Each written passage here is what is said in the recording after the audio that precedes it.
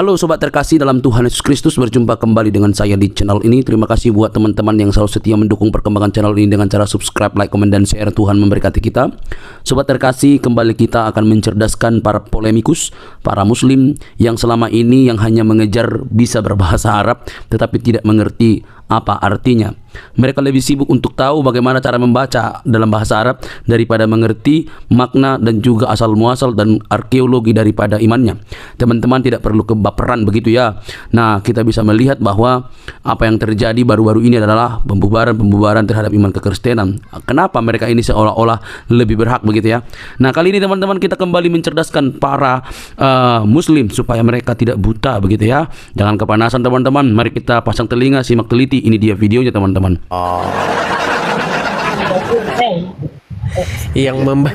Kan udah saya bilang bang, Indonesia ini kan banyak.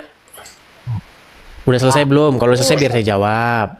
Jangan panik gitu loh. Kenapa ketika kalian bertanya giliran saya jawab panik gitu loh. Panik. Ayo coba. Udah siap belum? Siapa pertama kali bawa Kristen ke Indonesia? Diulang lagi kan? Diulang lagi kan? Coba. Iya, ke daerah mana dulu? Contohnya misalnya ke daerah Sumatera Utara, itu ada yang namanya no mention. Daerah Jawa dulu aja kita ambil. Oke, baik, kita lihat di internet ya. Siapa yang membawa Islam ke tanah Jawa ya? Gimana? Kau sejarah agama kau ini kau nggak ngerti, Dis. Aduh. Gimana? Ya beda-beda, setiap pulau beda-beda. Sejarah datangnya Kristen ke tanah Jawa. Ke tanah Jawa. Ya beda-beda gimana? Setiap pulau tuh beda. Nih, baik, saya bacakan. Sejarah Kristen di tanah Jawa pertama kali itu dimulai. Kau sendiri aja kau nggak ngerti, Dis. Aduh ampun. Dijawab marah-marah. Gimana sih? Kau bilang ilmu kau tinggi, Dis. Kalau agama kau Ini sendiri sedang kau saya nggak jawab ngerti. ini. Astagfirullah. Sedang saya jawab nih. Aduh. Gimana? Datang-datang marah-marah kesurupan. Lagian mau yang datang membawa Kristen ke Indonesia, mau Udin mau Joko, itu yang menjadi masalah apa? Cara agama sendiri lihat internet.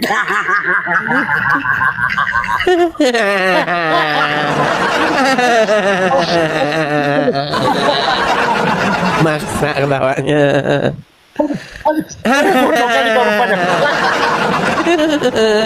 Lucu ya. Waduh, mati aku, Dis. Aduh.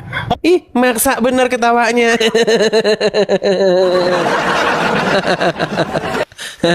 Yaudah, kamu nonton dulu di bawah sana. Coba apalah urgensinya teman-teman, siapa yang membawa Kristen ke Indonesia? Urgensinya itu apa? Terus kalau misalnya yang bawa Udin berarti jadi salah gitu.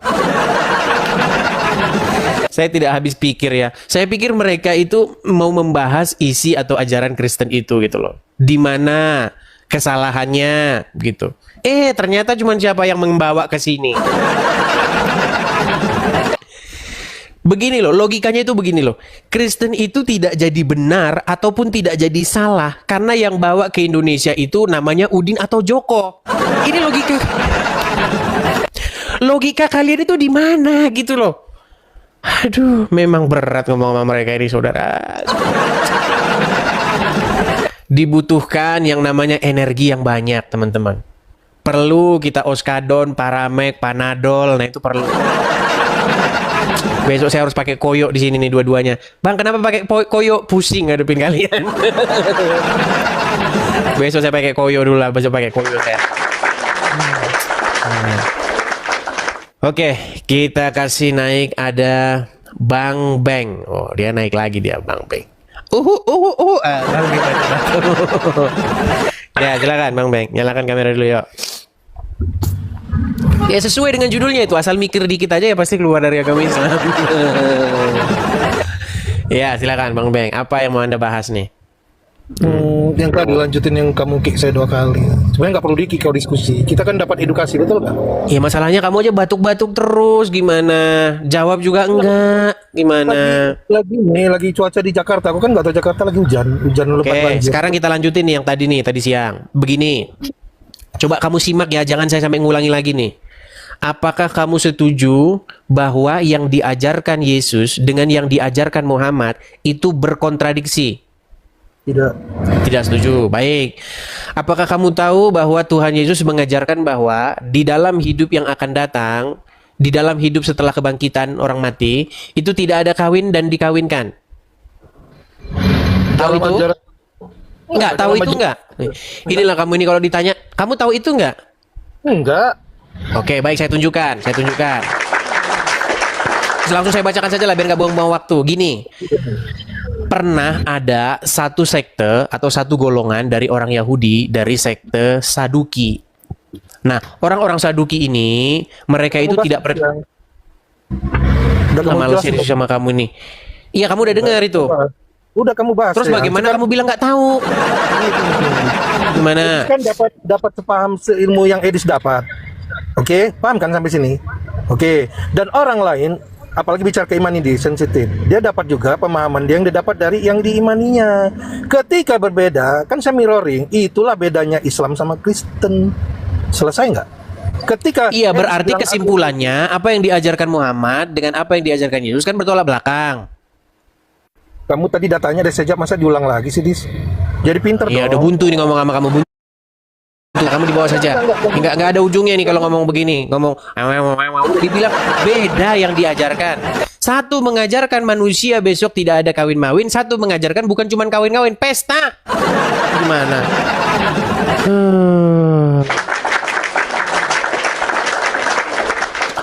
Oke, kita kasih naik ada sekop domba. Maksudnya gimana nih sekop domba ini? Yaudah, nggak apa-apa, kita turutin. Sekop domba. Ya, Halo sekop domba. Ya, di sini mau Nah, nyekop kamu kira-kira silakan gimana nyalakan ini? kamera dulu. Enggak, saya ini mau nyekop kamu ini. Kayak Iya, mana nih caranya nih? kameranya nyala dulu kalau kamu mau nyekop saya. Nih saya bantu Ya, tuh. ya, ini di sini. Sudah saya bantu untuk Di sini menyalakan lagi kamera. Lagi hujan ini, Des. Ya udah tidur sana. Mau sekop saya tapi kamu Gimana kamu mau menyekop saya? Nyalakan kamera aja kamu nggak berani. Ya silakan. Ada aja kelakuan mereka ini. Oke, kita kasih naik ada Zul.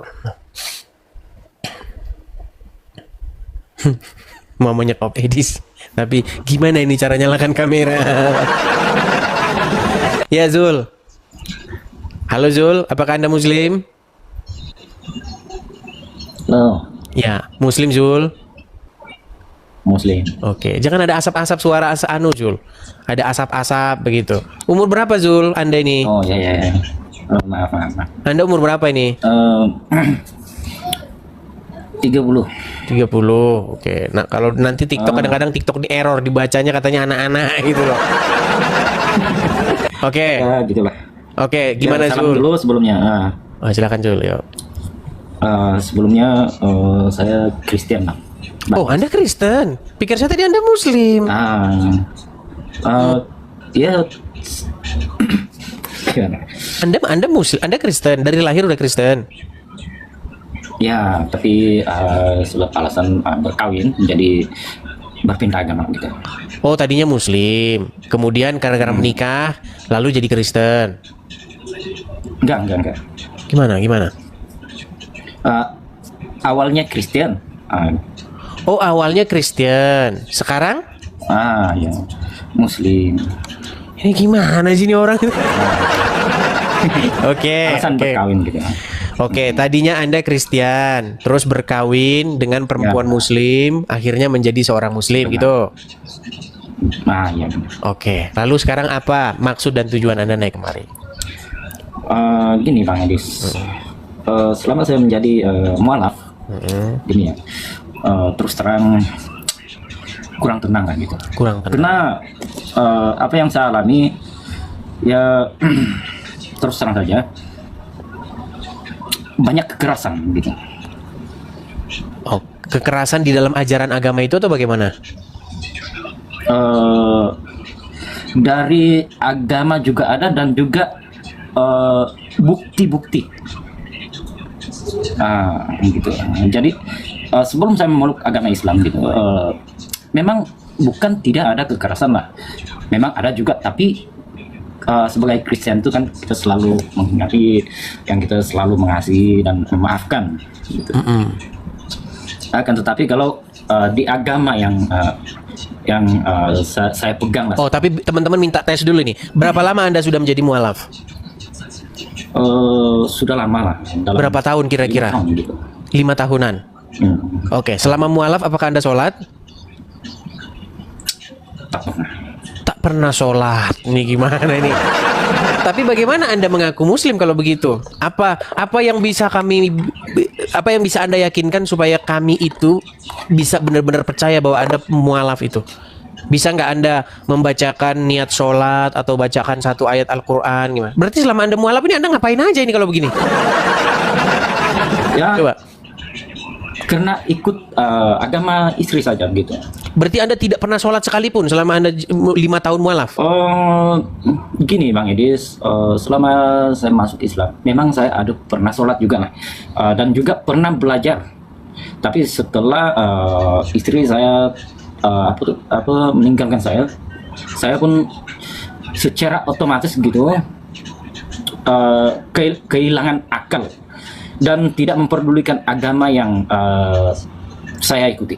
Oke, coba buktikan bahwa Anda memang pernah sholat itu. Gimana coba bacaan sholatnya gimana? Karena tes ujian seorang muslim atau enggak itu bisa membunyikan huruf Arab. Oh, silakan. Aduh Bang Edis, kalau itu karena saya tidak mempelajari sungguh-sungguhnya. Jadi Nah, berarti Anda tidak tahu satupun ayat. Berarti Anda tidak pernah tahu satupun ayat isi ayat Al-Quran. Kalau bahasa Arabnya pernah menyebut tapi tidak tahu maksudnya. Coba gimana itu? Yang menyebut tapi tidak tahu artinya itu gimana? Salah satu contoh yang auzubillah, macam bismillah gitu. Iya, diteruskan. Bismillahirrahmanirrahim. Terus? Gitu saja lah. Nah, gimana ini Anda ini? Berarti begini, saya begini. Berarti Anda Karena ini kepercayaan saya tidak sampai ke sana, Bang Edis. bukan. Yang saya maksud begini, Sebenarnya. bagaimana Anda bisa berkomentar Iya. tentang agama Islam sementara Anda sendiri tidak pernah mempelajarinya? Ini Anda tidak adil, sama seperti orang Islam mengomentari Kristen tapi dia nggak pernah belajar. Benar juga. Iya, artinya Anda ini benci sama Islam gara-gara sakit hati ditinggal istri. Bukan karena Anda ngerti agama Islam. Oh, gimana Anda ini? Tidak begitu, Bang Edis. Terus gimana? Terus bagaimana Anda bisa Memang- menyimpulkan Islam itu A, B, C, D sementara Anda sendiri nggak pernah buka isi Quran? Gimana? Karena alasan dia berkawin gitu.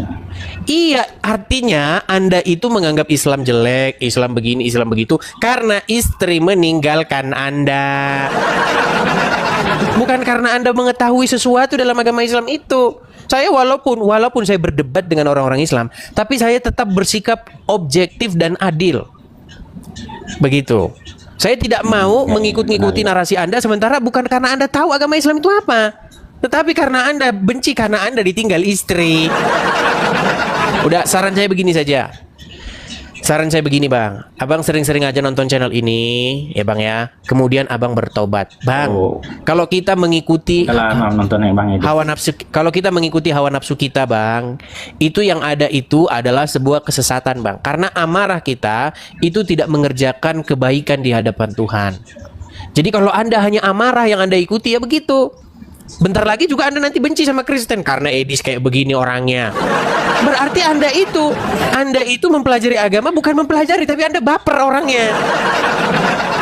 Saran saya begitu saja, belajar dulu ya. Nanti kalau Anda sudah belajar baru datang lagi kemari. Begitu ya Bang ya?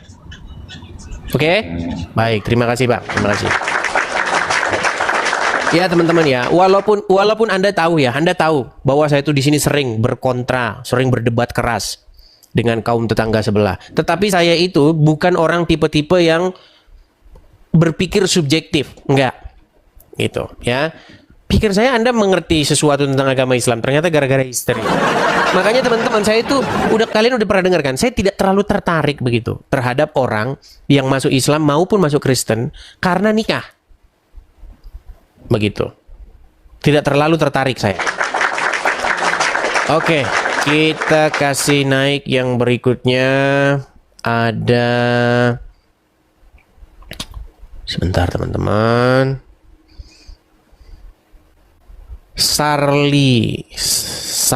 Sarlimasi. Coba Sarlimasi.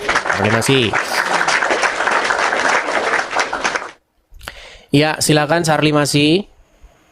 Ya, Bang Edis. Ya, apakah Anda Muslim, Bang? Iya, Bang, betul, Bang. Silakan, Bang. Silakan nyalakan kamera. Mari. Apa yang mau Anda sampaikan? Tuh, sudah saya kirimkan undangan untuk menyalakan kamera.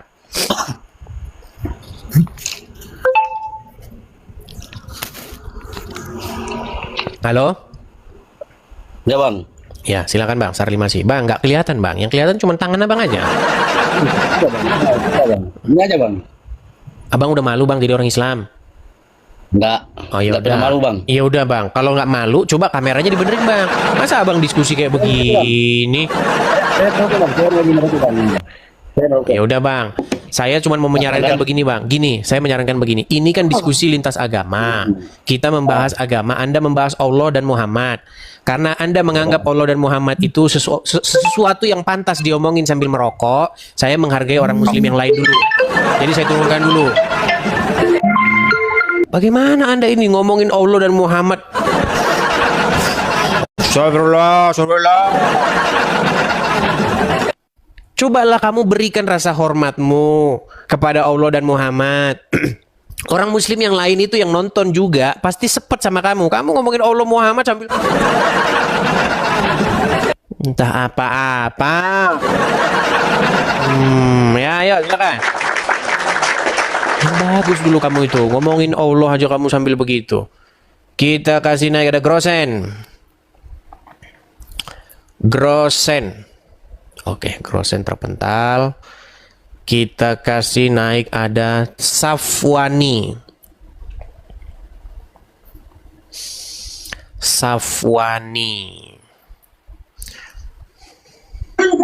Ya, selamat malam Safwani. Bang, suara Abang macet-macet loh, Bang. Gimana bisa macet? Ini Iya, suara Anda macet-macet. Oh ya, silakan Bang. Anda Muslim? mungkin jaringan lah. Ya, jelas Muslim, saya di Aceh ini. Muslim dari Aceh. Ya, silakan Bang. Apa yang Anda utarakan? Itu suara apa itu, Bang? Ada suara-suara berisik itu, Bang. Apakah dia lagi ngaji atau bagaimana itu? Hah? Soal lagi ngaji itu. Oh iya kan, Lagi ngaji, pantesan Bang. mereka ini. Bang, ya dengarlah masuk sini. Gini, kenapa orang Islam kalau baca Quran itu mereka sering meninggikan suara, padahal di dalam Al-Quran itu kalau ingatlah dengan menyebut nama Tuhanmu siang dan malam dengan tidak meninggikan suara. Gimana itu nggak meninggikan suara? Itu udah pakai toa loh Bang, pakai toa, bukan cuma meninggikan suara Bang. Artinya meningkatkan suara menjadi satu desa. Dengar. Saya akan bacakan satu surat kepada Anda. Ya, sebentar. Ini nggak tahu. Kamunya Islam di luar aja. Kalau di dalam, abang mungkin belum tahu sebenarnya bagaimana Bang, Islam sebenarnya. tidak ada orang Islam yang ngerti agama Islam lebih daripada saya. Baik, saya akan bacakan kepada Anda surat Al-Isra ayat 205 ya. Ya. Memang luar biasa mereka ya. Saya balik dulu kamera saya Bang ya. Di dalam Al-Quran itu Bang, dibilang Bang, kalau Anda membaca Al-Quran mengingat Allah, nggak usah lah Bang jerit-jerit kayak begitu, apalagi ditambah toa. Oke, kelihatan Bang? Ini surat Al-Quran, betul? Jangan macet Bang. Oke, coba Anda yang baca. Baca. Ya, Apa ini? Coba baca. kurang terang. Oke, saya yang bacakan. Gini aja. Saya yang bacakan. Pantesan dia buta huruf. Ternyata dia memang nggak bisa baca. Oke, saya bacakan ya. Dan sebutlah nama Tuhanmu dalam hatimu dengan merendahkan diri dan rasa takut dan dengan tidak mengeraskan suara. Nah, kalau kalian kalau ketemu mengeraskan suara, jangan mengeraskan suara. Artinya harus pakai toa. Padahal di sini sudah dikatakan dengan tidak mengeraskan suara di waktu pagi dan petang. Dan janganlah kamu termasuk orang-orang yang lalai. Ini sudah ada ayat Qur'annya, Bang. Kalau dibilang jangan atau dengan tidak mengeraskan suara, justru malah umat muslim dengan memakai toa. Makanya Bang, selama saya ini belajar agama Islam, Bang, apa isi agama Islam itu bertentangan dengan apa yang diajarin ustadz-ustadz. Apa kamu medis? Itu kamu udah baca sendiri pun nggak tahu itu artinya. Ya Apa udah, ini? coba nih. Itu Oke, kan kita bacakan kamu tafsirnya ya. Siang dan Kita bacakan tafsirnya mau. coba yang itu dulu. Jangan ke tempat lain. Yang tadi dulu, yang tadi. Coba yang tadi. Coba. Dulu. Itu kan siang dan petang, sedangkan ini malam. Itu kan bukan untuk mengingat nama Allah. Itu kan belajar anak-anak.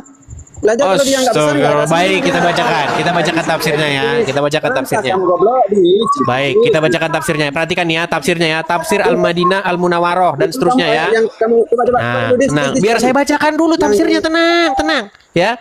Surat yang mula-mula ini ditutup dengan perintah untuk berzikir kepada Allah.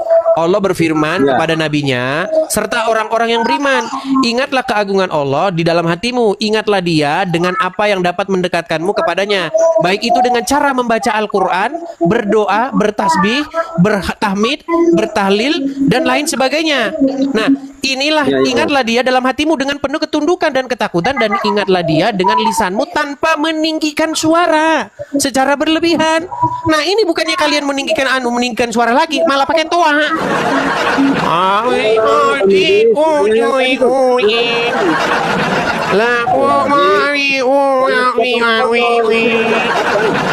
Bang, kasihan tetangga Anda yang sakit gigi. Kamu kan udah jelasin. Sekarang biar saya jelasin. Tapi suruh diam dulu itu suruh diam dulu karena suaranya mengganggu. Kalau bilang nggak ada istilah yang mengganggu. Tahu kau? Bang, dia pakai toa nggak itu yang di samping itu? Kalau pelajarin Islam, ini di sini. Nggak, saya tanya dulu. Bang, pakai toa nggak itu? Kalau mau pelajarin Islam, mau Ditanya pakai toa nggak, dia malu, dia jawab, dia malu, dia menjawab. Saya tanya dulu, Safwani, saya tanya, dia pakai toa nggak itu ngajinya? Pakai toa. Kenapa harus pakai toa? Malam apa petang itu? Justru ini sudah malam, Peang. Siang dan petang itu bukan menunjukkan siang dan petang itu menunjukkan artinya setiap saat, mau siang mau petang. Kalau Anda hanya Oke, berarti kalau Anda punya pikiran begitu, mengingat Allah siang dan petang, berarti malam nggak usah mengingat Allah ya. Sebentar. Menurut Anda, di situ dikatakan mengingat Allah dalam siang maupun petang. Berarti malam nggak usah Allah diingat-ingat, betul? Siang dan petang. Aduh, kamu ini. Atau gini aja. Itu anak-anak membaca huruf-huruf Arab atau mengaji, ya kan? Lalu dibikin ketoa, suaranya keluar. Menurut Anda itu ganggu tetangga nggak? Enggak. Di sini enggak.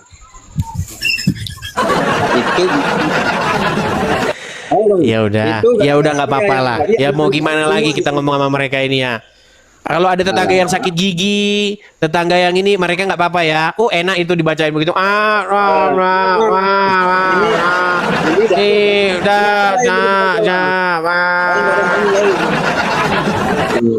Kan lain daripada daerah yang lain Aceh. Bukan seperti daerah kamu. Lain. Oke, sekarang saya tanya gubernur sebentar. Gubernur Aceh korupsi nggak? Enggak. Oke, kita bacakan. Baik. Sebentar. Orang Aceh tapi nggak tahu gubernurnya. Baik. Sebentar. Kau bilang enggak? Sebentar. Kamu katanya bilang Aceh berbeda. Sebentar. Aduh. Sebentar. Ini jangan ngomong pribadi orang. Kau bilang katanya Aceh berbeda, ternyata sama. Sebentar. Bukan masalah ini, itu masalah agamanya. Aduh, ini deh. Tadi kamu saya kasih pertanyaan ya, sebentar. Tadi kamu saya tanya, tentang gubernur Aceh yang korupsi. Kamu bilang enggak korupsi, betul? Oke, sekarang kamu saya tanya dulu. Kamu tahu nggak yang namanya Irwandi? Sebentar, kamu saya tanya dulu. Tahu kamu yang namanya Irwandi Yusuf? Tahu kamu yang namanya fitnah nggak? Baik. Kita kasih tunjuk ya siapa Irwandi Yusuf. Shh, tenang. Inilah yang dikatakan ini ya, asal mengucapkan 2 kalimat syahadat masuk surga. Mau Anda korup juga nggak masalah. Nah, saya kasih tunjuk Anda siapa itu Irwandi Aceh. Kelihatan ya? Kelihatan? Nih, saya bacakan kepada Anda nih. Nih, kasus korupsi yang menyeret nama Irwandi Yusuf selaku Gubernur Aceh periode 2007 sampai 2012. Makanya Aceh berbeda kan? Gubernurnya nggak korupsi. Ya ini. Ternyata sama. Ayo kita lihat lagi Irwandi Yusuf ya nih. Irwandi Yusuf. Waduh. Kenal Anda dengan ini? Kenal dengan rompi ini? Oh, sulit bagi Anda mengakui kenyataan ini ya.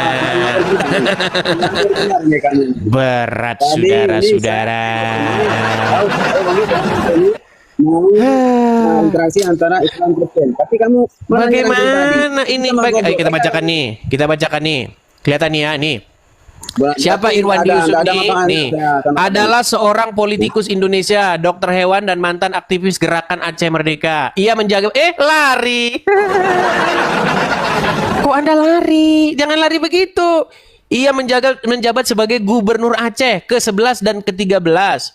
Sekaligus gubernur pertama dari kalangan mantan kombatan GAM. Ya kan? Inilah yang dibangga-banggakan orang Aceh pada waktu itu. Oh, ya kan? Nah, sekarang kita lihat. Nih, sebentar. Kita lihat. Apakah dia korupsi? Nih, kasus korupsi. Perhatikan. Pada tanggal 3 Juli 2018, ia ditangkap Komisi Pemberantasan Korupsi atas dugaan tertangkap tangan sedang menerima suap. Nah, suap. Babi haram, suap halal. Coba dia suruh makan babi, kamu kasih makan babi sampai jungkir balik gak akan dimakan sama dia. Makanya kalian ini mengharamkan babi. Sungguh sangat babi itu haram. Kamu kasih dia makan babi, jungkir balik dia tidak akan mau.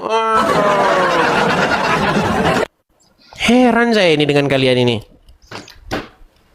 Kalian ini hanya ayo silakan.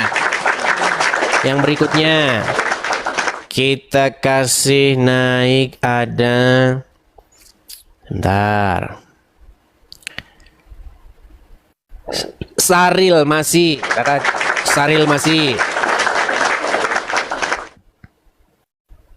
Ya Bang, Edi.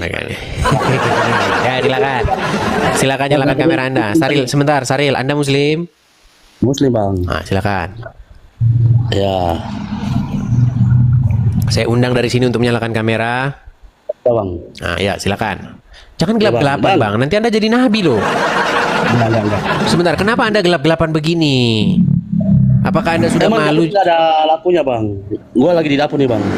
Bang, itu ada lampu di belakang itu. Bang, saya tahu dalam agama Islam tuh boleh berdusta. Saya tahu itu. Cuman janganlah dipraktekkan di sini, Bang. Ada Bang. Di ruangan tamu lagi ada tamu. Ya udah, Bang. Kalau Anda sudah malu jadi orang Islam, saya turunkan di bawah ya. Nonton aja di bawah. Iya, nonton di bawah sana. Saudara. Oke.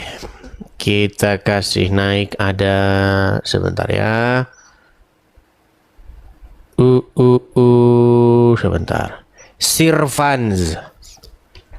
Oke, Sirvans dia sudah hilang. Kita kasih naik ada. Sebentar. Grosen tadi udah belum Grosen? Ya, halo Grosen. Ya. Undang kamera. Baik, saya undang ya. Nah, itu, silakan. Oke.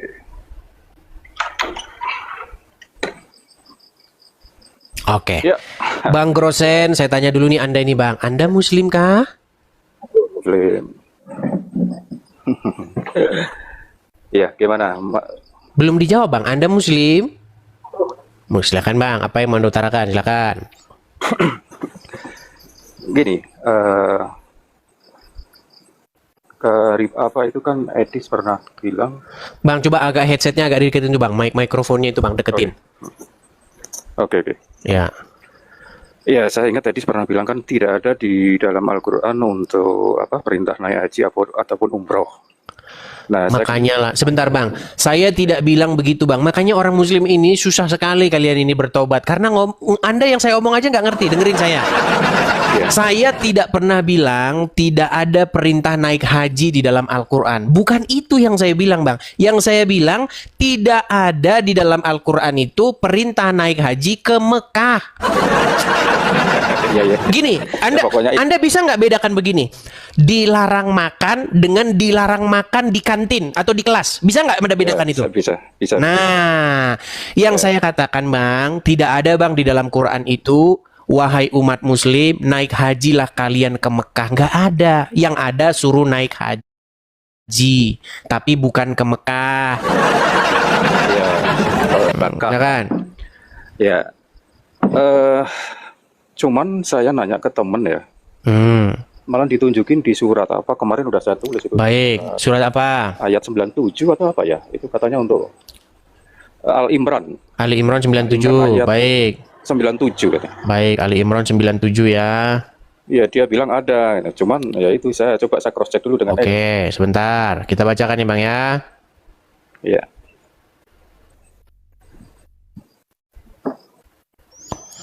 Baik, sabar Bang.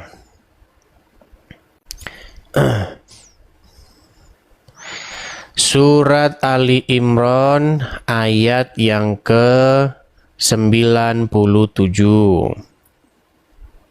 Oke. Saya balikan dulu kamera saya Bang ya. Oke. Baik. Ali Imran 97 Bang ya, saya bacakan. Iya. Di dalamnya terdapat tanda-tanda yang jelas. Di antaranya makom Ibrahim. Siapa yang memasukinya, maksudnya memasuki Baitullah, sebentar saya hilangin dulu nih, maka amanlah dia. Di antara kewajiban manusia terhadap Allah adalah melaksanakan ibadah haji ke Baitullah. Bagi yang mampu mengadakan perjalanan ke sana. Siapa yang mengingkari, maksudnya mengingkari kewajiban haji itu, maka sesungguhnya Allah Maha Kaya tidak memerlukan suatu apapun dari seluruh alam. Nah, yang ingin saya tanyakan kepada Anda, menurut ayat ini, kemanakah orang melaksanakan haji? Baitullah. Oke, di manakah Baitullah? Di Bakah. Nah, menurut surat Al-Baqarah di sebelumnya ini, Al-Baqarah 96, nih, ini Al-Baqarah 96, perhatikan. Sesungguhnya, rumah yang mula-mula dibangun untuk tempat ibadah manusia adalah Baitullah yang di Bakah, kemudian diedit, diplesetin jadi Mekah. Nah, menurut ayat ini tadi Bang, disuruh naik haji kemana? Bakah.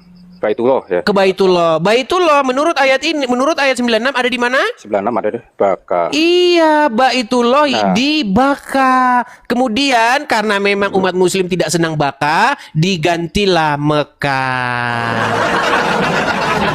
Dan celakalah mereka yang mengganti-ganti isi ayat-ayat Allah dan untuk mengharapkan keuntungan yang sedikit. Dan sesungguhnya mereka itulah yang merubah-rubah ayat-ayat Allah. Nah itu. Jadi siapa yang merubah-rubah isi Al-Quran? Tiada lain, tiada bukan adalah orang-orang Islam. Makanya ada ayat di dalam Al-Quran, celakalah orang, nih saya akan tunjukkan ayatnya nih Bang ya. Saya tunjukkan nih Bang. Oke, iya betul. Nih, celakalah. Bentar ya. Nih. Inilah kerjaan kalian. Di dalam surat Al-Baqarah ayat yang ke-97. Ayat yang 79. Bentar Bang ya. Al-Baqarah 79. Kelihatan kan? Ya.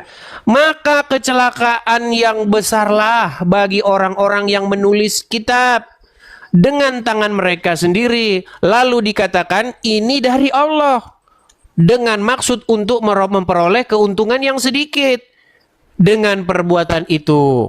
Nah, siapa yang mengganti-ganti tadi tulisan dari Bakah menjadi Mekah? Apakah orang Kristen? ulama. Iya. Cuma Al-Quran ya, para ulama. Siapa yang mengatakan bahwa kitabnya dari Allah? Orang Muslim atau orang Kristen?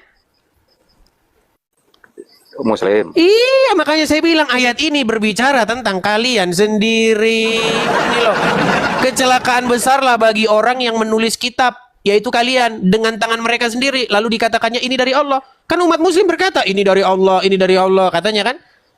Dirubah Bakkah menjadi Mekah. Untuk apa? Biar fulus lancar, ada bisnis umroh, bisnis naik haji.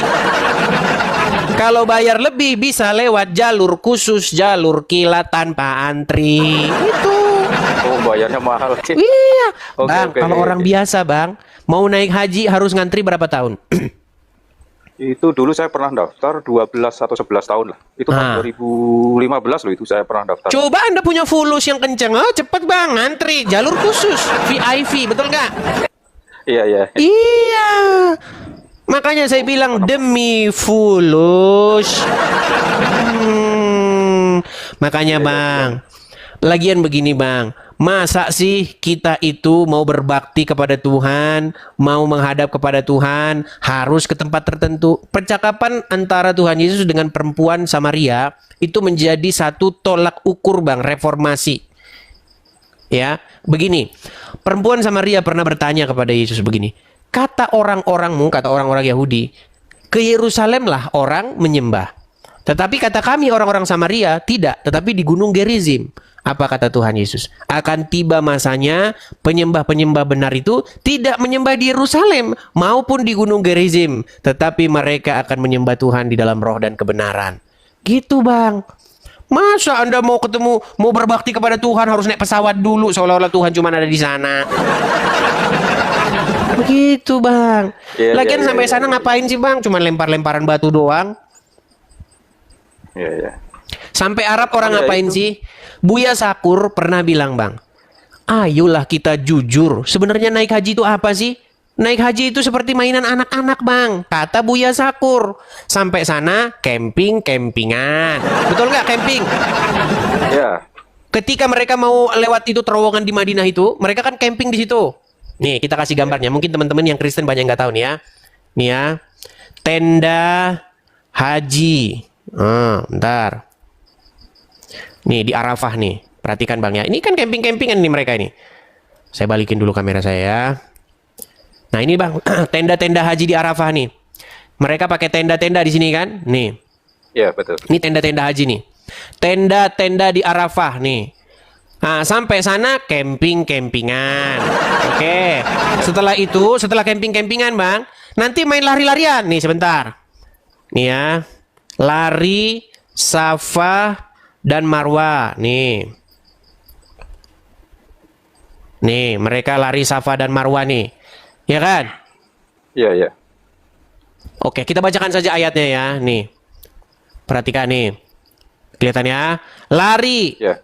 Berjalan antara Bukit Safa dan Marwa adalah ritual wajib dalam ibadah haji dan umroh, di mana berjamaah berjalan kaki sebanyak 7 kali lintasan di antara 2 bukit kecil. Tuh, lari Safa Marwa. Habis main lari-larian, lalu main lempar-lemparan. Sebentar. Nih, sebentar ya. Lempar jumroh. Nih, lempar jumroh. Nah. Nih Bang, main lempar-lemparan. Nah ini jemaah haji lempar-lempar batu tuh. Dilempar makin gede. Ini tadinya dulu zaman dulu kecil Bang. Nah, ini orang-orang nih main lempar-lemparan batu. Nah. Betul? Iya. Tuh dilempar. Tuh dilempar tuh. Lempar-lemparan, camping-campingan, lari-larian gitu. Kalau orang Arab yang penting sudah bayar visa belum, fulus belum, sudah booking hotel belum, ya makmur jaya sentosa mereka Bang. Anda tahu nggak pendapatan mereka Arab Saudi itu dari haji Bang? Pantesan di sana banyak sultan, ini sultan, gitu Bang. Habis Bang kita dikerjain Bang, habis. Gitu Bang. Oke, terima kasih. Ya itu kadang kalau nanya ke Ustadz dengan gampangnya mereka kan, saya pernah nanya juga, ini kan Bakkah. Bakkah itu sebenarnya kota di mana? Langsung dia bilang, oh itu Bakkah itu Mekah. Setiap saya nanya Ustadz itu melulu. Iya, namanya orang sudah senang dirubah-rubah kok. Saya penasaran, saya justru pengen nyari Al-Quran yang lama yang belum pernah dirubah dan mau nyari yang tahu sejarah. Ini Bakkah ini nama apa nih? Harusnya nama tempat kan, kota di sana. Di mana ini sebenarnya? Saya pengen nyari itu data-data. Apa sih susahnya bagi Allah untuk mengganti huruf B itu dengan huruf M? Kalau memang itu Mekah, kenapa Allah nggak tulis aja di situ Mekah? Kenapa harus Bakkah? Huruf M sama B itu kan sama. Misalnya nih namanya, saya pergi ke kecamatan. Siapa namamu? Mudi. Budi. Mudi apa Budi? Sama. Loh kenapa sama? Loh sini kamu Muslim. Ya. Ini tulisannya apa? Bakkah. Bakkah itu Mekah nggak? Mekah. Oh berarti Bakkah sama Mekah sama. Berarti Mudi sama Budi sama. Gitu. Gimana ini? Iya. Gitu Bang. Ya, oke, terima kasih. Terus ini nih sebenarnya saya masih apa juga, kan teman-teman saya itu banyak juga yang Kristen kan etis kalau narasi kan di sebenarnya kitab sebelum Al-Quran terdapat petunjuk dan cahaya. Tanyalah kepada ahli kitab yang sebelumnya. Betul.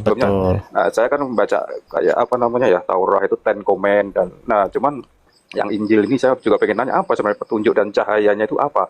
Mungkin di dalam Injil itu petunjuk dan cahayanya itu sudah jelas.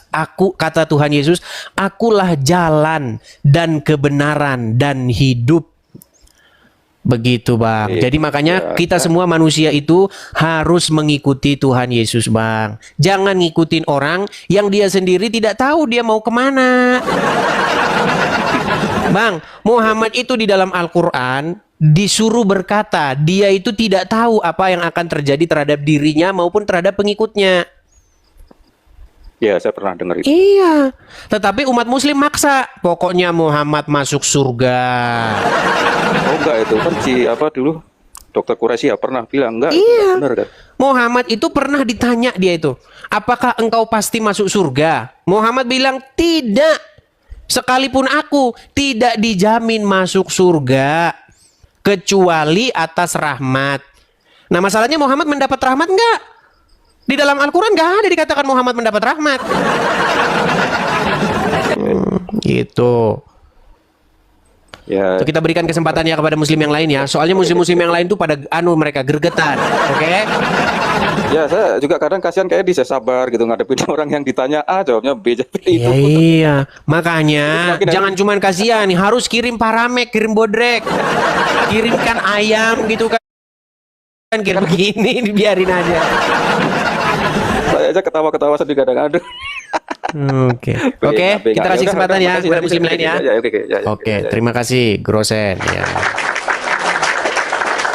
Iya, makanya kirim paramek, bodrek.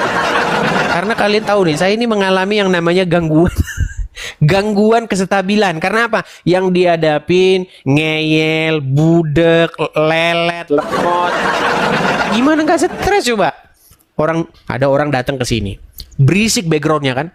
Wah, klonteng gitu, pokoknya berisik lah. Saya tanya, Muslim Bang? Iya. Abang di mana Bang? Kok berisik Bang? Lagi di mana Bang? Kok berisik? Di Surabaya. Katanya. Padahal yang dimaksud itu, yang ditanya itu lagi di peruangan mana, bukan lagi di mana lokasinya. Kan susah kita diskusi kayak begitu. Oke, kita kasih lanjut. Ada Usman Salsina. Ya. Herman saya sudah. Ya, Usman. Halo Usman. Oke. Bang Usman, saya tanya dulu Bang. Abang Muslim Bang? Tidak, saya ada Kristen Katolik. Tapi kok namanya Usman? Ya, itu BK itu. Ya. Tadinya Anda Muslim? Enggak, saya sudah bilang saya Kristen Katolik aja. Bagus. Bekas-bekas apa maksudnya? Itu kalau nama itu adalah rahasianya bang. Ini bang, saya Kristen Katolik. Ah, ini abang ini juga. Abang nggak boleh begitu. Jujur dulu. Saya turunkan dulu di bawah. Ini bekas-bekas apa? Gini, janganlah kita itu berdusta. Kalau di dalam ajaran agama Islam boleh dusta itu dibolehkan di dalam 3 perkara. Nah, kalau kita jangan begitu ya. Yuk, silakan. Kita kasih naik ada Dimas Wijaya. Oke. Dimas Wijaya. Maksudnya bekas-bekas apa? Anda mau berbelit. Jangan berdusta. Yuk, Dimas Wijaya. Halo Dimas Wijaya. Agak lemot dia teman-teman. Sabar. Oke, Dimas Wijaya kita turunkan dulu ya. Kita kasih naik. Atau kita iklan dulu saja lah ya. Teman-teman sekalian, jangan lupa teman-teman ya, support acara ini teman-teman. Dengan cara tap-tap layar. Teman-teman, 1 orang 1 love orange. Ya. Dan teman-teman jangan lupa untuk menyukai, membagikan siaran ini teman-teman. Kalau teman-teman ada berkat berlebih, teman-teman bisa support melalui gift. Karena dari gift-gift itu baru TikTok ini senang. Ya. Tidak ketang-ketang 1 mawar. 1 mawar itu hanya 1.000 perak. Ada orang setahun nonton saya 1 mawar pun tidak pernah ada. Seram. Anda seram. Itu untuk menguatkan Komal ini teman-teman. Karena kalian tahu TikTok ini memang perusahaan yang mata duitan. Iya. Nggak masalah itu ya. 1 mawar seperti itu. Jadi teman-teman, biar Komal kita ini kuat ya, kuat Komal kita, nggak sikit-sikit pelanggaran. Kau pelanggaran kau, karena nggak ada kau udah live nggak ada kau giftmu katanya. Memang begitu TikTok, emang begitu. Saya udah tanya-tanya, emang begitu TikTok itu memang. Jadi jangan disalahin. Ya. Oke, kita lanjutkan kembali. Kita kasih naik ada Mas Tri Petualang. Ya, silakan. Oke, terpental. Kita kasih naik ada Fantastic Trio. Oke, Fantastic Trio. Terima kasih Bang Samson. Fantastic Trio. Halo Bang Edis. Ya, silakan Bang, nyalakan kamera dulu. Mantap kali Bang caranya itu Bang. Silakan Bang, nyalakan kamera dulu Bang, baru berbicara. Oke Bang, oke. Oke, silakan Bang. Abang Muslim atau Kristen? Kristen loh Bang. Tulang. Bang, di sini acaranya diskusi lintas agama. Iya, mendukung aku Bang. Berarti dia ini baru datang. Mendukung gimana maksudnya? Aku pengikut lamamu loh Bang. Iya, maksudnya mendukung itu gimana maksudnya? Aku jempol sama Bang. Oke lah, baik, terima kasih Bang. Saya turunkan dulu ya. Aduh, sulit juga. Udah menular ini dari sebelah ke kita ini. Teman-teman, sudah saya bilang, kalau teman-teman mau mendukung, ya mau mensupport, teman-teman itu cukup tap-tap layar saja. Sukai, kemudian kasih love orange, gratis kok itu semua teman-teman, gratis. Bukan datang, support, mendukung. Bukan begitu caranya, aduh.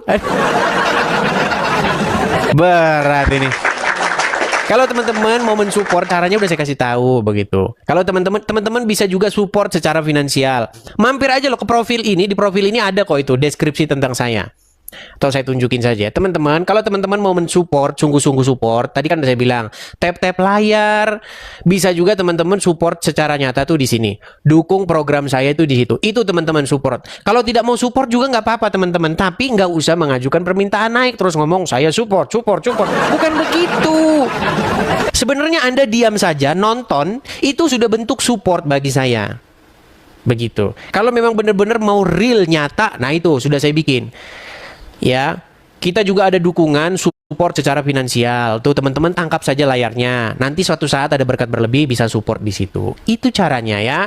Sekali lagi teman-teman tolong dimengerti. Jangan saya ngulang-ulang lagi. Aduh.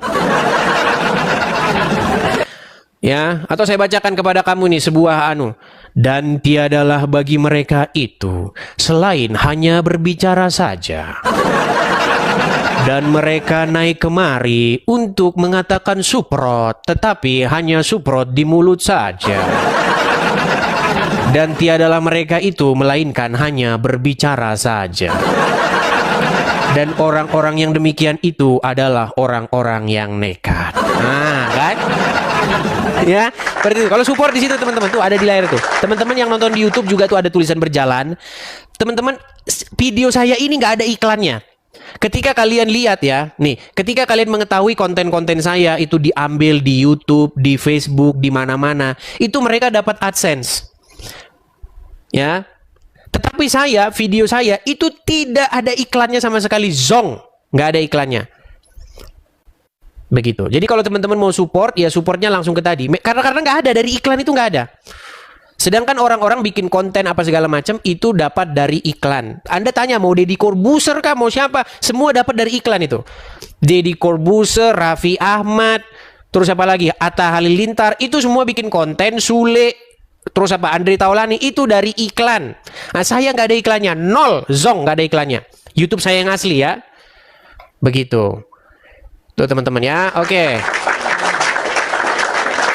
Kita kasih yang berikutnya ada. Sebentar teman-teman. Dwi Purnab, oke. Dwi Purnabakti. Dwija, ya. Dwija Purnabakti, silakan nyalakan kamera. Halo Dwija Purnabakti. Nah, kan? Menceret. Oke, kita kasih naik ada Regar. Ya, silakan Regar.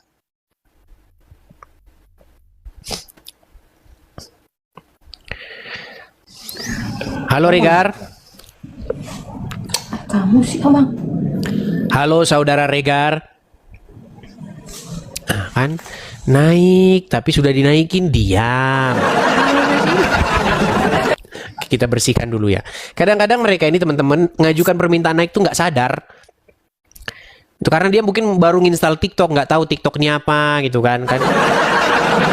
Oke, kita putar dulu ya, kita bersihkan dulu tamu-tamunya. Ini sedang saya putar teman-teman biar bersih yang ada di kolom antrian. Adela. Nggak apa-apa, kaget kok kaget, Kam. Apa, Bang? Halo Adela.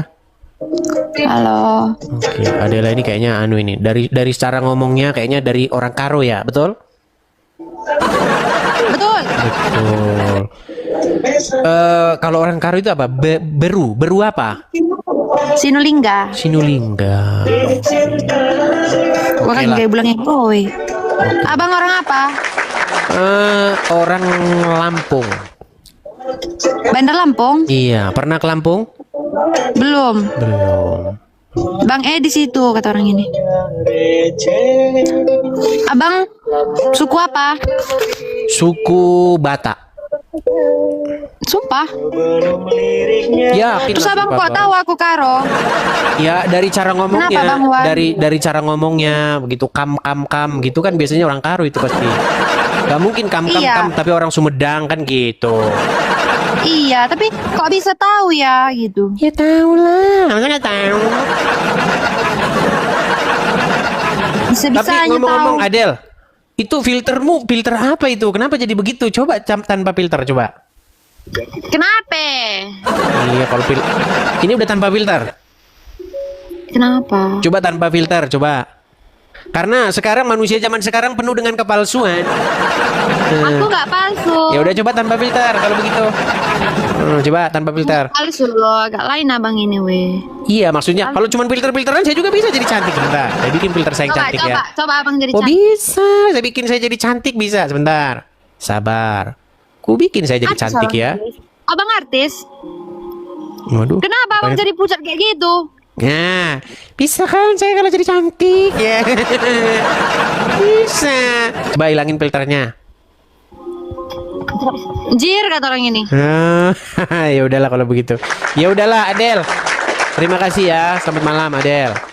Abang Edis TV itu Edis apa? Jelas. Kalau orang cantik bisa orang filter-filteran sekarang ini saudara-saudara. Ya jangan penuh kepalsuan. Kita yang orisinal saja kenapa sih? Tuh orisinal tuh. Kita kasih naik ada.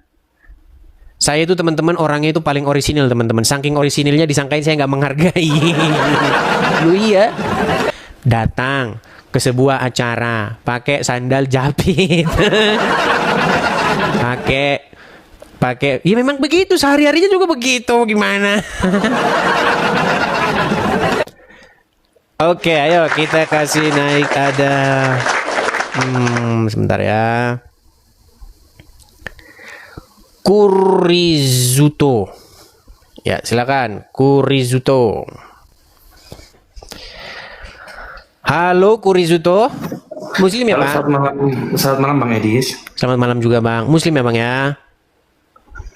Kebetulan saya Kristen Katolik. Ada pertanyaan yang mau saya tanyakan. Apa itu, Bang? Silakan, Bang. Ini pertanyaan tapi dari teman saya ya, Bang. Apa itu? Teman Anda Muslim atau Kristen?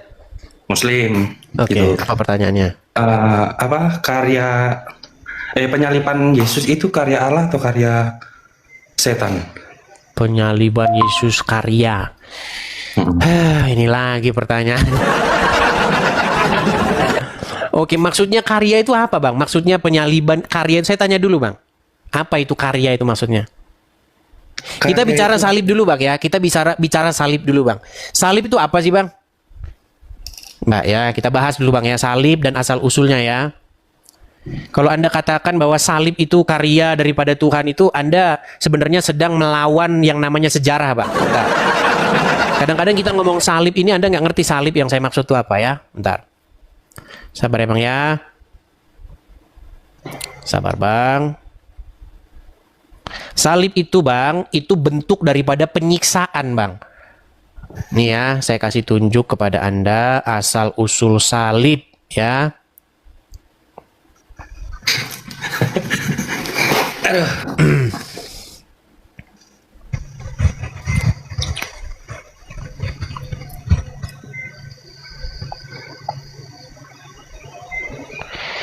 Sabar ya, Bang ya. Oke, sumber kita dari Wikipedia ya, Bang ya. Nih. Kita akan bacakan dulu sumber-sumber ya. Oke. Nih, Bang ya. Gak apa-apa, Bang. Gak apa-apa, kita turutin maunya mereka. Nih. Penyaliban adalah salah satu bentuk hukuman yang diterapkan dalam Kekaisaran Romawi. Dan orang-orang yang paling terkenal karena hukuman salib oleh pemerintahan Romawi adalah Yesus Kristus.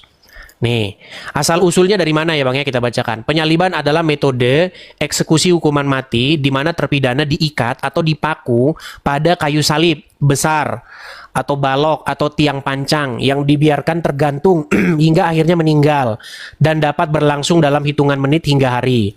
Metode ini merupakan salah satu bentuk eksekusi terkejam yang pernah ada di dunia, di mana terpidana diikat atau dipaku pada salib atau kayu besar, balok ataupun tiang pancang yang dibiarkannya tergantung hingga akhirnya mati. Kematian merupakan suatu hal yang sangat diinginkan oleh orang yang disalib karena tersiksa sekali, Bang. Nah, jadi menurut Anda cara menyiksa manusia begini itu ini adalah karya daripada Tuhan ya. Jadi Tuhanlah yang membuat atau mengajari manusia menyalib ini menurut Anda ya.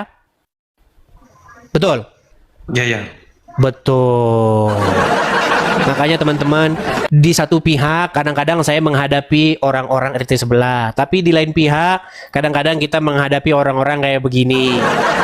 Bang, makanya Bang, waktu saya diskusi itu disimak dulu, Bang. Waktu kita berkata salib, yang saya maksud salib itu apa sih, Bang? Salib itu atau penyaliban itu adalah sebuah metode cara mengeksekusi mati seseorang. Nih, saya balik dulu kamera saya, Bang ya. Saya balik dulu, Bang ya. Bang, sekarang itu masih dikenal dengan istilah hukuman mati. Ada dengan cara disuntik. Ada dengan cara disetrum, di kursi setrum. Ada dengan cara ditembak mati. Ada dengan cara digantung.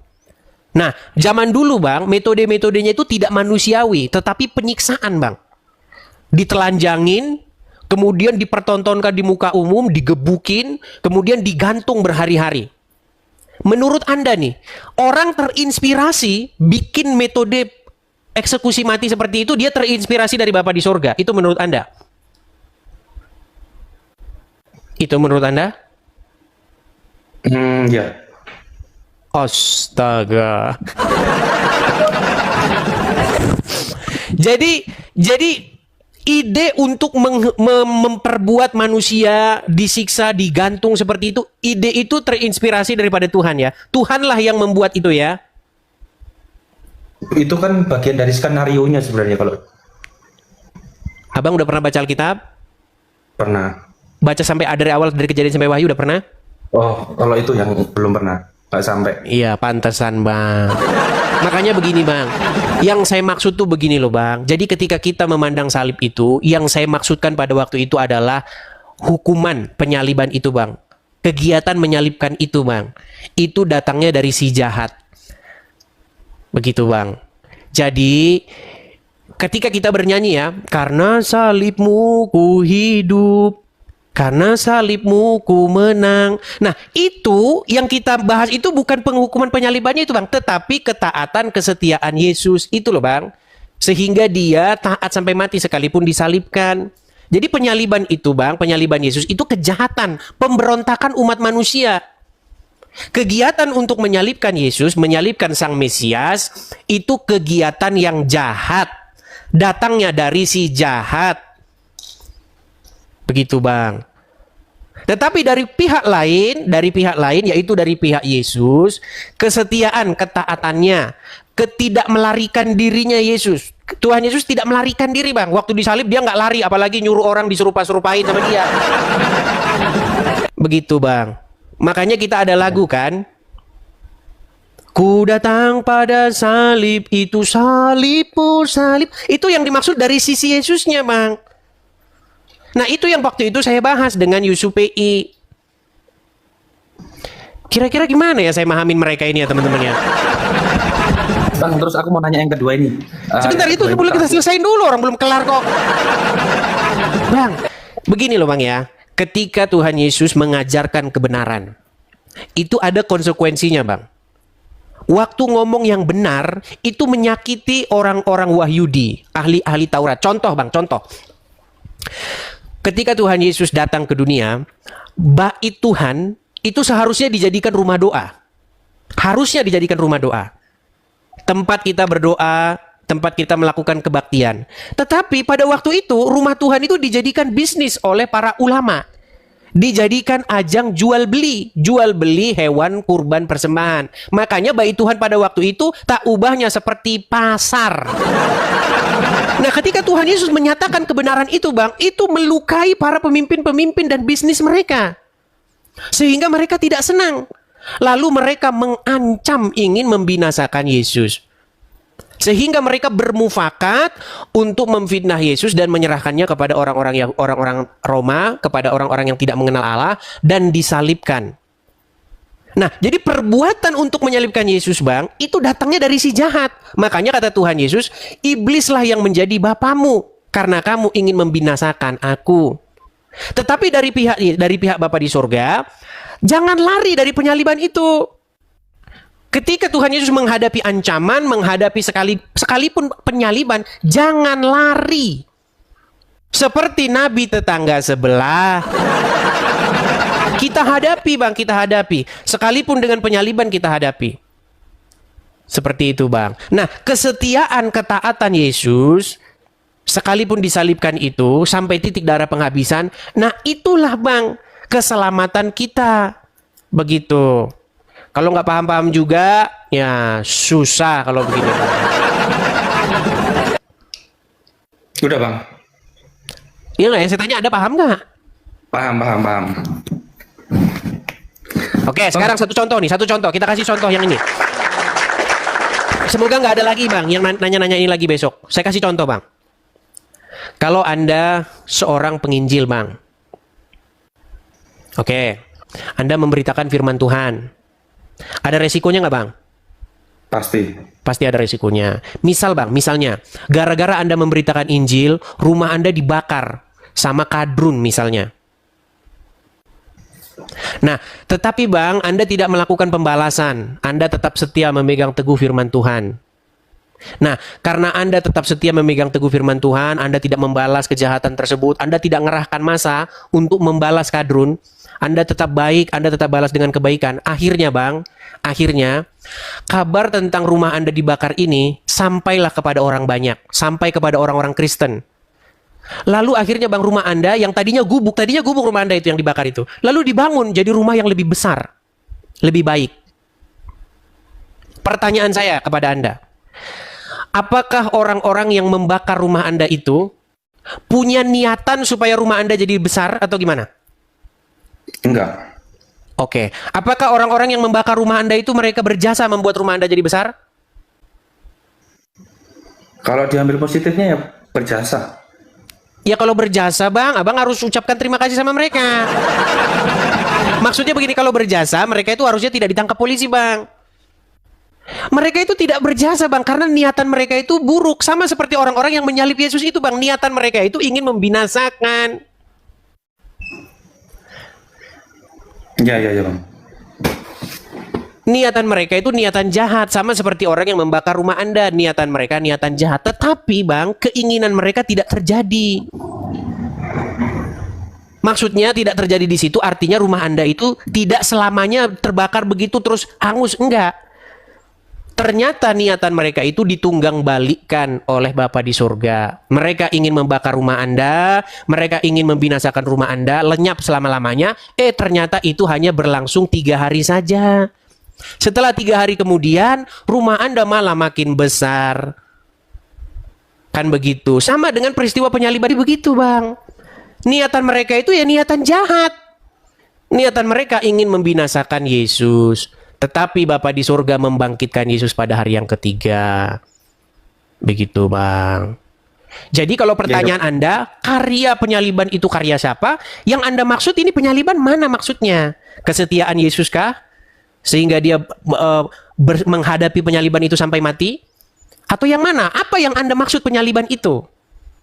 Karena kalau ngomong penyaliban itu kan orang-orang yang menyalib Yesus dan Yesus yang menghadapi mereka, kan itu. Ada 2 sisi itu bang. Begitu bang. Tetapi kalau yang Anda maksud penyaliban di situ maksudnya adalah kesetiaan Yesus kepada Bapa di surga, rela disalibkan, itu tentu datang dari pihak Bapa di surga. Begitu bang. Ya berarti karya Allah begitu lah ya. Iya, berbicara mengenai kesetiaan Yesus menghadapi penyaliban tersebut. Karena di Taman Getsemani, kan Tuhan Yesus berdoa kepada Bapa di surga, "Ya Bapa, bukan kehendakku yang terjadi, melainkan kehendak-Mu." Apa kehendak Bapa di surga itu? Untuk menghadapi penyaliban itu. Begitu bang. Ya bang. Itu, oke? Sudah. Semoga Anda paham ya bang ya. Makasih bang Edis. Baik, sama-sama bang. Saya turunkan ya bang ya. Oke, makasih bang ya. Sama-sama. Ya, kadang-kadang teman-teman, banyak orang itu ngikutin omongan-omongan orang latah. Dia nggak ngerti apa yang saya omongin. Contohnya siapa? Deki Gragas, MYM, Rudi Iskariot. Nah, itu sama itu. Seperti itu ya. Ya silakan. Kita kasih naik ada. Lagian teman-teman silakan nonton saja ya. Itu udah saya upload loh videonya di YouTube saya. Tonton saja. Muhammad David ya silakan.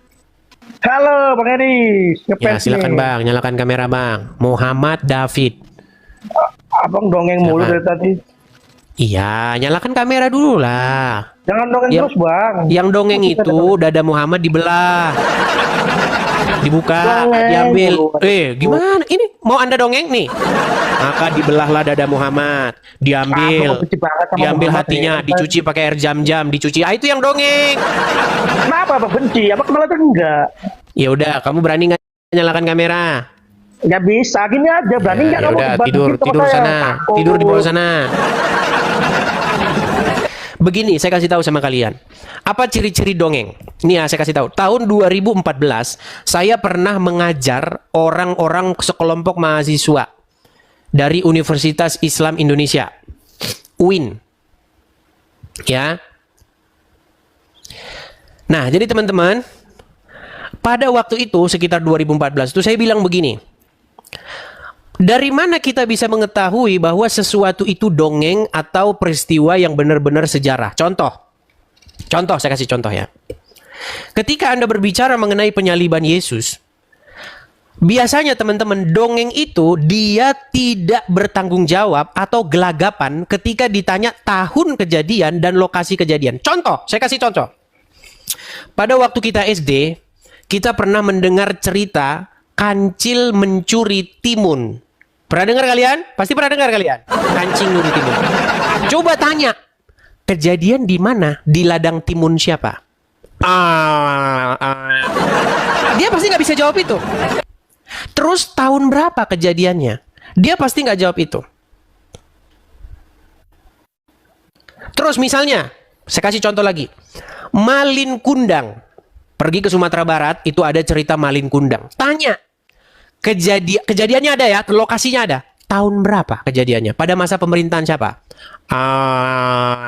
Pasti nggak bisa jawab. Karena biasanya dongeng-dongeng itu seperti itu. Nah, tetapi ketika kalian membaca Injil, misalnya di dalam peristiwa penyaliban Yesus, itu ada. Pada waktu itu gubernur, pada waktu itu di wilayah Yudea, karena pada waktu itu Israel itu dikuasai oleh pemerintahan Romawi. Jadi itu termasuk wilayah jajahan orang-orang Romawi. Jajahan orang-orang Roma. Nah, orang Roma pada waktu itu menempatkan di situ gubernur pada waktu itu. Namanya Pontius Pilatus. Ada.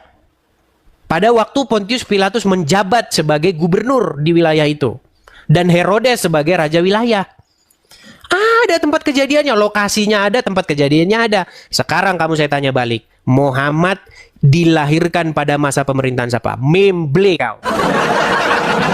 Orang Muslim sampai hari ini suruh tak jawab. Pada masa pemerintahan siapa kamu Muhammad dilahirkan? Gak akan bisa jawab. Makanya ada satu buku. Buku itu ditulis oleh Robert Spencer yang berjudul Did Muhammad Exist? Apakah Muhammad itu benar-benar pernah ada? Kalau kita baca Injil, Yesus dilahirkan pada masa pemerintahan siapa? Pada waktu itu Kaisar Agustus yang memerintah pada waktu itu. Dilahirkan pada masa pemerintahan Kaisar Agustus, disalibkan pada masa Gubernur Pontius Pilatus. Ada. Jadi bukan peristiwa-peristiwa yang dongeng-dongeng. Tahun 700, nggak usah di Arab.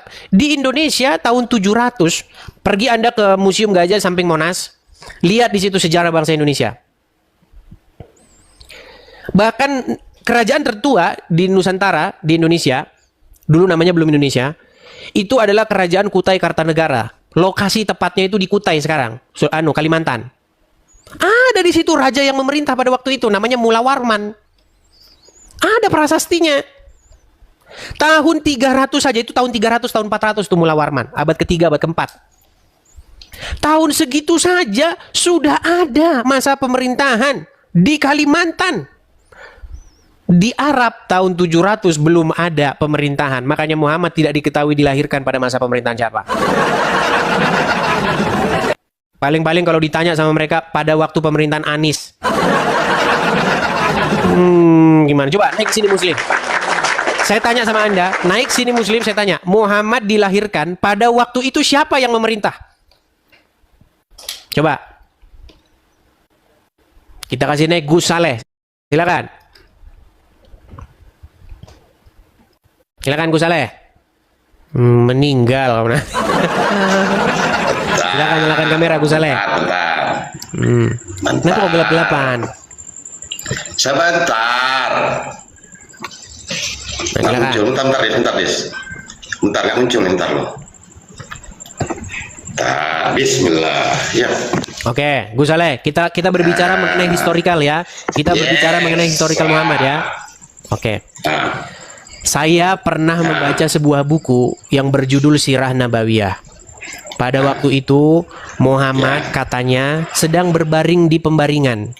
Lalu tiba-tiba atap rumahnya itu terbuka dan datanglah dari situ malaikat membawa kepada Muhammad nampan emas yang berisi iman dan kebajikan katanya. Jadi iman dan kebajikan ditenteng-tenteng di nampan.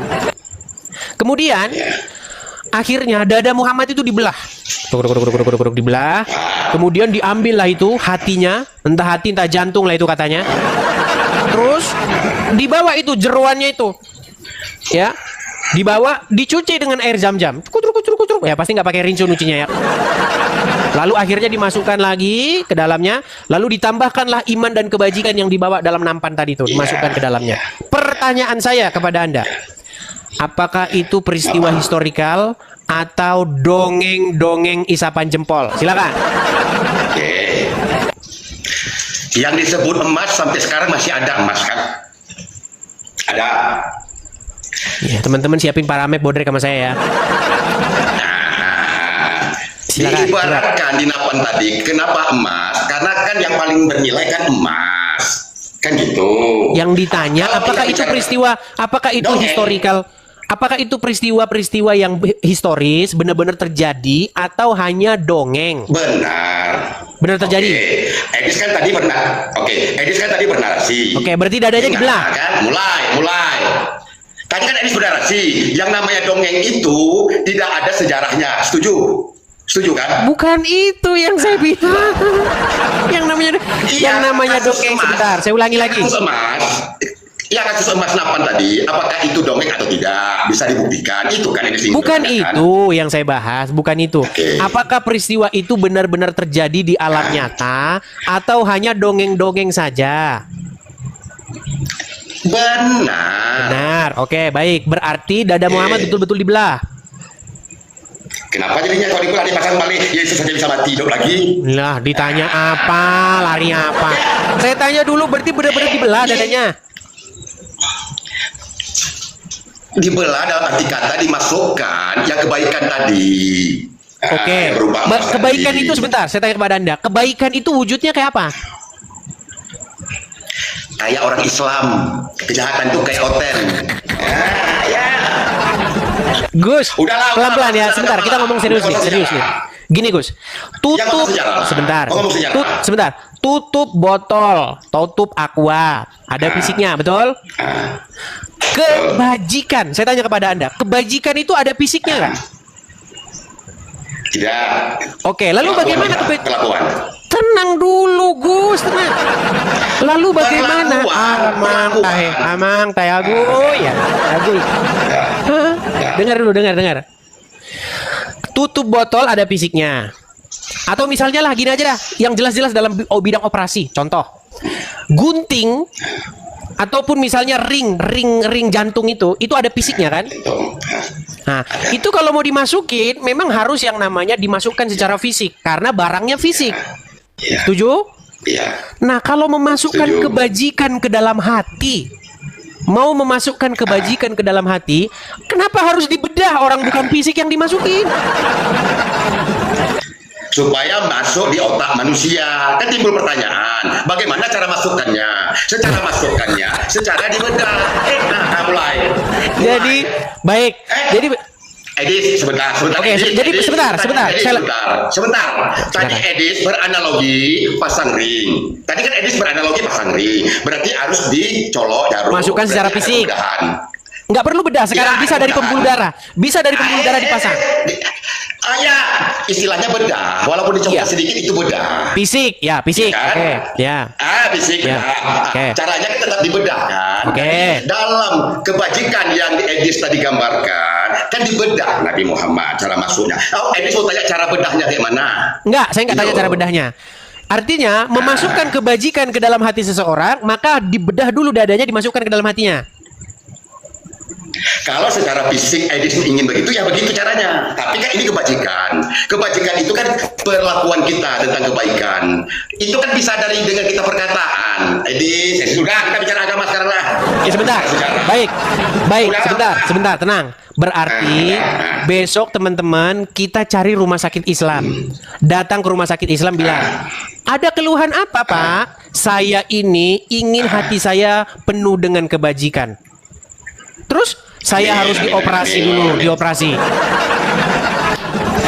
Bagaimana mungkin memasukkan sesuatu, tenang dulu. Kan tadi Anda udah ngomong, gantian saya betul? Dengan bedah buku atau bedah buku harus gantian saya dulu ngomong, Gus. Tenang, Gus, tenang. Gus, bisa saya bicara? Kenapa kau gelagapan ini, Gus? Kenapa kau gelagapan? Tenang, Gun Saleh, bisa gantian saya bicara? Sebentar. Gun Saleh, tadi kan Anda udah bicara, boleh gantian saya bicara? Takut mereka teman-teman, ketakutan dia. Bisa saya bicara? Bisa saya bicara? Sedikit aja itu dia. Kata bedah tidak konotasinya hanya ke medis, bisa bedah buku. Yes. Udah? Bisa saya tanggapi? Siap. Baik. Bedah buku, kan kena pelanggaran lagi kan? Aduh, kenapa? Mana ini? Kenapa? Aman. Kau pelanggaran itu di tombak-tombak. Jangan di tombak-tombak, santai bos. Begini, Gun Saleh. Bedah buku itu beda dengan bedah dada. Kalau bedah buku, bukunya dibuka. Kalau bedah dada, dadanya yang dibuka, didedelnya. Nah, makanya begini yang saya tanyakan kepada Anda. Saya belum selesai ngomong, Anda udah gelagapan begitu sih? Jangan gelagapan. Berarti bedah itu tidak mesti ke medis kan? Bisa juga ke fisik bedah buku kan? Oke, yang kita bahas kan bedah dadanya Muhammad. Salah kau sadis. Udah apa lagi? Oke, kalau bedah dadanya Muhammad itu dadanya betul-betul nggak didedel nggak, dibelah nggak? Seperti bedah buku. Seperti bedah buku, terus gimana ngeluarin dicuci air jam-jamnya? Udah pokoknya bentar. Peristiwa pembedahan dada Nabi Muhammad. Bukan pasti. Ini betul-betul dibedah loh, didedel dadanya loh. Baik, saya bacakan. Bedel. Loh iya, dibelah betul lah. Gimana? Baik, saya bacakan. Bedah buku. Nah, sabar. Perhatikan. Pembedahan dada Nabi ini beda dengan pembedahan buku. Masa bedah buku? Perhatikan. Pembedahan dada Nabi SAW. Ketika Rasulullah SAW sedang menggembalakan kambing. Nah, kemarin tidur, sekarang menggembalakan kambing. Nah, menggembalakan kambing milik keluarga. Tenang, Halimah binti Abu Zuhaib dan seterusnya. Tiba-tiba Rasulullah SAW didatangi dua malaikat. Lalu keduanya membelah dada Nabi SAW, mengeluarkan bagian yang kotor dari hatinya. Peristiwa ini telah dijelaskan oleh Anas bin Malik dalam kitab hadis sahih yang diriwayatkan oleh Imam Muslim. Perhatikan, ketika aku sedang berada di belakang rumah bersama saudaraku menggembalakan anak kambing, tiba-tiba aku didatangi dua orang laki-laki. Mereka mengenakan baju putih dengan membawa baskom yang terbuat dari emas penuh dengan es. Kedua orang itu menangkapku, lalu membedah perutku. Keduanya mengeluarkan hatiku dan membedahnya. Lalu mereka mengeluarkan gumpalan hitam. Berarti betul-betul dibelah, betul? Edis, yang orang operasi tumor kan dibuang ya gumpalan hitam kan, habis itu ditaruh hidup lagi kan. Berarti dibelah betulan, setuju? Iya. Oke, baik. Lalu mereka mengeluarkan gumpalan hitam darinya dan membuangnya. Kemudian keduanya membersihkannya dan menyucikan aku dengan air sampai bersih, betul? Nah, berarti operasi betulan, setuju? Setuju. Nah iya. Sudah. Jadi jangan Anda bilang bedah buku. Gimana? Baik, bentar, saya teruskan dulu. Saya teruskan.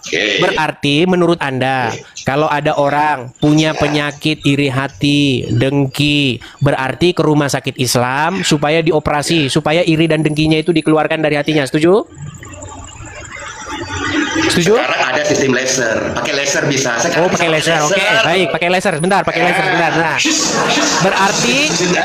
Berarti pakai laser, Pak. Tolong Pak, di laser dulu ini Pak. Penyakit iri hati ini di laser dulu. Betul? Betul. Ya, hati saya kotor. Oke, berarti penyakit hati itu ada bentuk fisiknya di situ, ada anunya, ada wujudnya. Kayak bersihkan tato. Oh, gitu. Tanya teman-teman, ya. Kirim kalian bodrek itu teman-teman, bodrek. Gantian lah. Oke, sekarang terakhir. Lalu pada waktu Muhammad dilahirkan itu, pemerintahan siapa di situ? Siapa raja wilayah di tempat itu? Nanti aku cari. Kalau itu yang ditanya aku cari. Itu bukan Al-Quran. Ya sudah, intinya berarti Muhammad tidak jelas dilahirkan pada masa pemerintahan siapa? Setuju? Ya udah, gantian. Iya, maka kita simpulkan tidak lain tidak bukan hanyalah dongeng-dongeng saja. Ya, gantian. Terima kasih, Bung Saleh. Terima kasih. Belajar dulu. Kamu nggak kena pelanggaran. Kena pelanggaran kamu. Tapi teman-teman jangan salah ya. Saya pernah dengar. Ini yang ngomong ini seorang musisi besar nih, ya, Ahmad Dhani ya. Saya bahas Ahmad Dhani lagi. Jadi pernah saya menonton video Ahmad Dhani, dia bilang begini. Pada satu waktu datanglah orang Yahudi untuk membuktikan peristiwa Isra Mi'raj. Ya kan? Nonton sendiri videonya, ada itu, videonya masih ada. Cari aja video Ahmad Dhani itu. Nah, Ahmad Dhani, bayangkan sekali Ahmad Dhani loh. Kalau udah ngomong agama, ya seperti biasa mendadak pikun. Jadi tiba-tiba kan banyak orang nggak percaya nih tentang Isra Mi'rajnya Muhammad. Lalu orang tersebut berkata begini, coba angkat kakimu satu. Angkat, berdiri satu kaki. Coba yang satunya angkat lagi, jatuh dia. Tertawa dia. Lalu sahabat Muhammad, katanya sahabat Muhammad mencabut pedang, srash. Ketika mencabut pedang, ditebaslah katanya itu jadi dua bagian. Wow. Ahmad Dhani yang cerita ini, ada videonya. Nanti teman-teman bisa edit omongan saya ini dan tempelin dengan videonya Ahmad Dhani. Pertanyaan saya, apakah Muhammad, para sahabatnya dan orang tersebut hidup di hutan? Enak aja lo main tebas-tebas, emang di hutan. Saya heran ketika saya mempelajari sosok Muhammad yang digambarkan oleh orang-orang Islam ini, teman-teman. Seperti mereka ini hidup di sebuah tempat yang nggak ada aparatur negara, nggak ada polisi, nggak ada gubernur, sehingga ketika orang main tebas-tebasan seperti menebas ayam. Heran loh. Mana ada orang main tebas-tebasan terus yang nebas gelenggang-lenggong saja pulang ke rumah. Apakah mereka itu hidup di hutan? Masa iya ada sebuah kelompok masyarakat nggak ada sistem pemerintahan? Makanya teman-teman mendengar cerita itu, saya teringat dengan buku yang ditulis oleh Robert Spencer. Apakah Muhammad itu sungguh benar-benar ada? Tapi ingat teman-teman, buku itu tidak menyangkal Muhammad itu tokoh historis. Dia tidak menyangkal. Dia hanya berkata begini, sesungguhnya Muhammad yang disajikan oleh umat-umat Islam itu lebih mirip seperti Muhammad yang legenda ketimbang Muhammad yang historis. Jadi sebenarnya teman-teman, marilah kita mencari apa yang sungguh benar-benar dikerjakan, dikatakan oleh Muhammad. Itu yang benar-benar kita cari. Jangan kita terlalu menghalu sehingga kita disuguhkan oleh cerita-cerita Muhammad yang fiksi, yang sebenarnya nggak pernah terjadi. Gitu loh.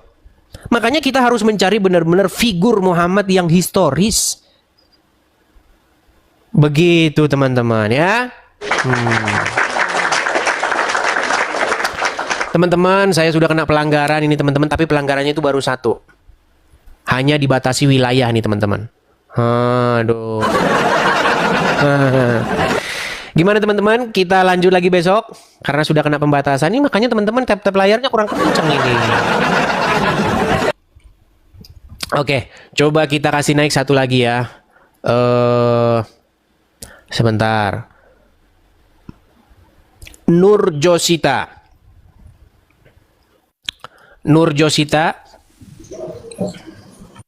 Oh, Nur Josita ini belum bisa menyalakan kamera. Saya turunkan dulu ya. Baik teman-teman yang terkasih dalam Tuhan Yesus, satu kebanggaan bagi kita untuk selalu menyampaikan fakta kebenaran di dalam dialog lintas iman atau dialog lintas agama atau perdebatan perdiskusian yang bisa tersaji di media, baik di TokTok, baik di YouTube dan lain sebagainya. Dan tetap dukung untuk semua apologetik Kristen supaya tetap berkiprah, bersemangat di dalam menyampaikan kebenaran, bahkan memberikan sebuah argumentasi perlawanan terhadap iman orang-orang yang selama ini begitu sibuk membahas kekristenan, begitu ya. Jadi dukung. Kalau misalnya kayak Bang Edis meminta support dari teman-teman, sudah ada selalu disampaikan di dalam setiap dialognya, dukung. Karena itu penting untuk kita doakan dan dukung supaya penyampaian-penyampaian tentang kebenaran itu semakin baiklah ya, semakin nyaman, semakin bisa dikerjakan dengan baik. Oke teman-teman, satu kesukaan dan kebanggaan bagi kita bahwa kita diberi hak jawab teman-teman untuk memberi pertanggungjawaban terhadap iman kita yang disalahpahami oleh banyak orang, khususnya agama yang baru lahir di abad ke-7, abad ke-6 ke-7, yang notabene itu tidak mengenal lagi siapa itu Yesus Kristus yang sudah final dan sudah menjadi Tuhan tanpa sebenarnya mereka pun ada. Tidak perlu mereka tetap jadi Tuhan, begitu ya. Itu agak keras gitu ya. Agama yang baru lahir di abad ke-6 dan ke-7 yang menganggap dirinya sempurna, paling sempurna gitu ya. Ya. Semua agama sih mengklaim bahwa dirinya sempurna sih. Tidak ada agama yang mengatakan kami nggak sempurna. Semua agama itu pasti mengklaim dirinya sempurna. Ya, tidak ada agama-agama tertentu mereka paling sempurna, nggak ada itu. Kalau ada begitu sudah berbeda cerita itu. Jadi semua agama itu bisa mengklaim diri sempurna. Nah, tapi kenapa orang Kristen tidak mengklaim agamanya sempurna? Itu menjadi pertanyaan menarik kan? Kenapa orang Kristen itu tidak mengklaim agamanya sempurna? Karena orang Kristen itu tidak mengejar agama. Orang Kristen itu tidak mengejar agama, dan Yesus Kristus tidak datang untuk membuat agama. Itu yang penting Anda tahu. Yesus Kristus itu datang bukan untuk mendirikan agama, bukan untuk mengajarkan agama, bukan. Tapi dia datang untuk keselamatan, untuk keselamatan umat manusia berdosa. Kalau Yesus datang untuk sekedar beragama, yang apa yang dia mendirikan agama Kristen? Dia kan dari golongan Yahudi, suku Yahudi, orang Yahudi, bahkan dia mengikuti tradisi Yahudi. Ya harusnya dia menegakkan Yahudi dong, ya kan? Jadi untuk apa dia mendirikan agama gitu ya? Nah teman-teman yang terkasih, sampai di sini semoga kalian bisa mengerti bahwa kekristenan itu bukan soal agama, tapi soal keyakinan atau iman yang dinyatakan secara mutlak di dalam diri Yesus Kristus sebagai Tuhan dan Juru Selamat pribadi. Jadi Kristen itu pengikut Kristus. Ya, pengikut Kristus itu berarti belajar dari Kristus, hidup oleh karena perkataan Kristus. Jadi harus hidupnya itu sesuai dengan apa yang dikatakan oleh Kristus. Murid ya, bukan beragama gitu. Nah teman-teman, kalau kita bisa melihat dan menyimak dengan teliti, hal itu memang perlu untuk kita garis bawahi supaya tidak mudah ngamukan gitu ya. Orang Kristen itu tidak membela Tuhan, Tuhan yang membela umatnya. Jangan salah ya, itu harus dibedakan. Orang Kristen itu bukan beragama untuk membela Tuhan. Tuhan yang membela umatnya, Tuhan yang membela manusia. Kalau manusia membela Tuhan, berarti siapa yang lemah? Kan gitu pertanyaan lanjutan. Kalau manusia yang bela Tuhan, berarti siapa yang lemah? Tuhan apa manusia?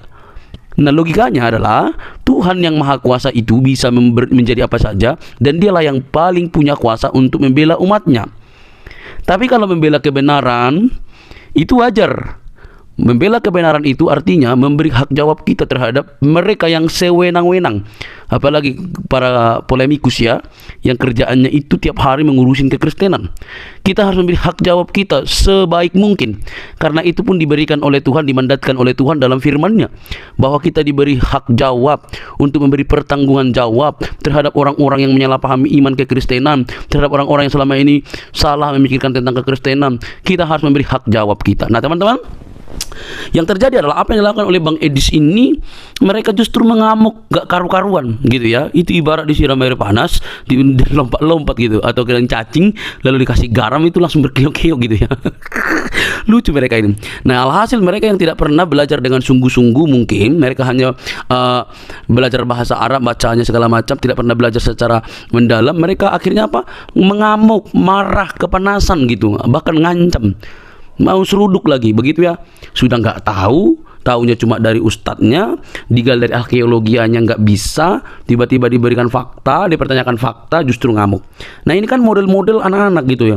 Ini sifat-sifat childish yang dipamerkan atau selalu dininabobokkan, sehingga mereka hanya mengeluarkan luapan-luapan emosi ketika mereka tidak bisa jawab kekristenan.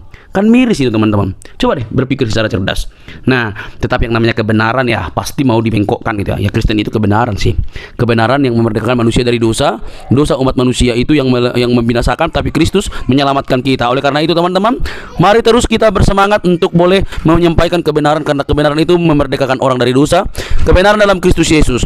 Dialah juru selamat, tidak ada yang lain, karena di dalam Dia tidak ada dusta. Di dalam Kristus tidak ada kebohongan. Di dalam Kristus ada kemerdekaan. Di dalam Dia keselamatan terjamin. Saat engkau percaya, Dia memateraikan diri kita dengan Allah Roh Kudus yang menjamin kehidupan kita. Percayalah, Dialah sang sumber terang itu yang menyelamatkan kita dari dosa. Teman-teman, tidak perlu kepanasan, jangan skip, jangan biarkan tayangan ini, sebarkan di media-media teman-teman sehingga banyak orang yang dicerdaskan. Ingat, Kristus itu mengasihi semua umat manusia. Sampai ketemu di video selanjutnya teman-teman. Tuhan memberkati. Shalom.